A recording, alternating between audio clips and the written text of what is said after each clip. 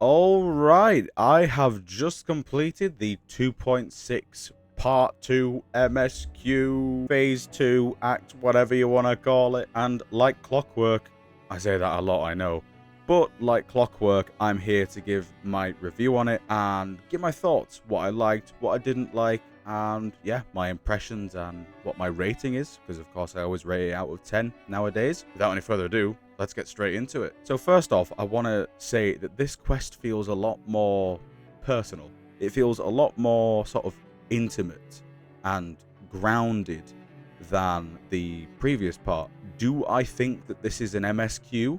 Half yes, half no. Even though it's labeled as one and has MSQ quality, I feel like it leans into more of a companion quest, if I'm being honest. I think the only reason why that this is an MSQ is because this is sort of the consequences of what just happened in the previous phase. So ultimately, I am fine with that because it's not like the quality went down or anything.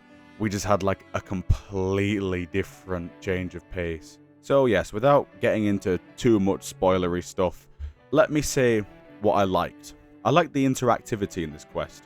There is a lot of talking.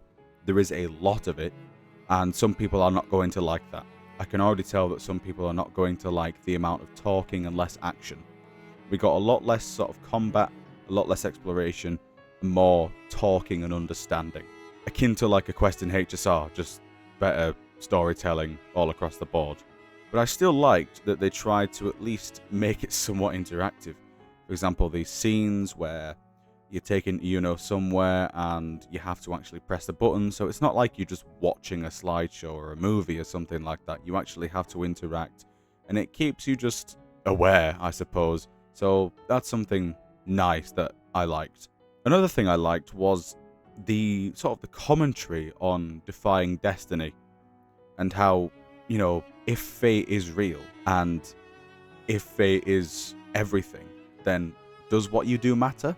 I love the commentary on sort of fate, and at the beginning of the story there was a bit of commentary about perhaps not exactly like it, but commentary on sacrificing lives and trying to come to terms with that, but also walking the boundary of selfishness and selflessness. Rover did not agree with what did and wanted to sort of reverse it.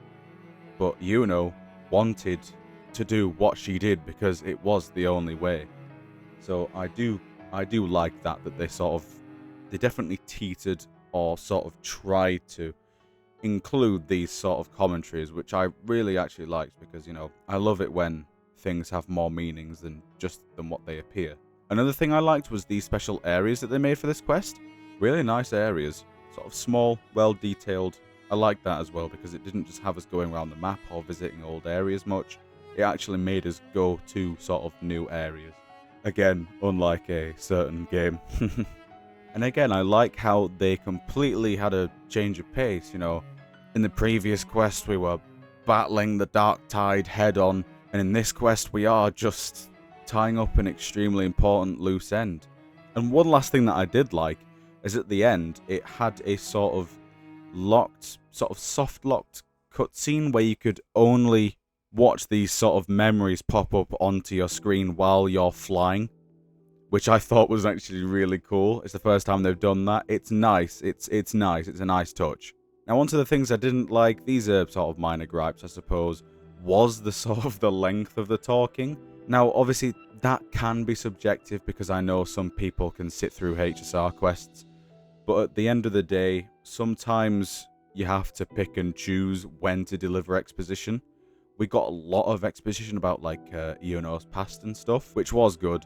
But I feel like there's just a tiny bit of bloat in there. But again, it's kind of quite little because of the interactivity that they added. So again, it's not the worst thing in the world. It's nothing really. And I suppose the last thing that I want to talk about that I didn't like, or rather want to see them improve on, was sort of the lack of stakes in a way. Because at the end of the day, I always knew that we were going to get Yuno back, right? Of course, we can't have characters dying every single patch, but it is a hard problem, and I do understand that it is a really hard problem to sort of add stakes to a gacha game of all games. But again, that is just a wish of mine. At the end of the day, it doesn't really detract from this story that much. So yeah, it's not that bad. But anyways, on to my final thoughts. I thought this was a solid quest. Again, really, I did like the change of pace. I like the interactions between Yuno and Rover. And all in all, it was a very solid quest. Now, if I was to give it a rating, I would say an 8.4. I feel like that is a fair assessment of the quest as a whole for what it is. I actually can't remember what I gave the Phase 1 quest, I'll be honest. I know it was in the high 8s. I think it might have been an 8.9 or something.